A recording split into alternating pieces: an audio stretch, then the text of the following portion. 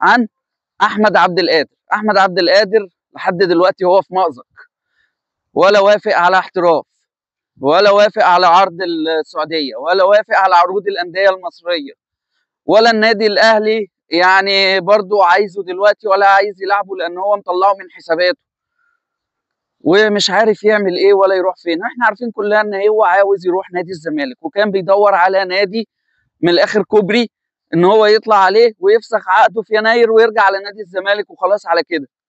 ولكن طبعا نادي الحزم السعودي ما وافقش على الكلام دوت ان هو يبقى كوبري. فدلوقتي هو يعني مزنوق مش عارف يعمل ايه. هيفضل موسم كامل من غير ما يلعب ولا ماتش؟ هل بعد كده نادي الزمالك ممكن ياخده؟ هل مستواه هيرجع تاني في قد ايه؟ محدش عارف. هل مسيرته الكرويه طبعا هتتاثر جامد جدا وسنه ضايعه من عمره؟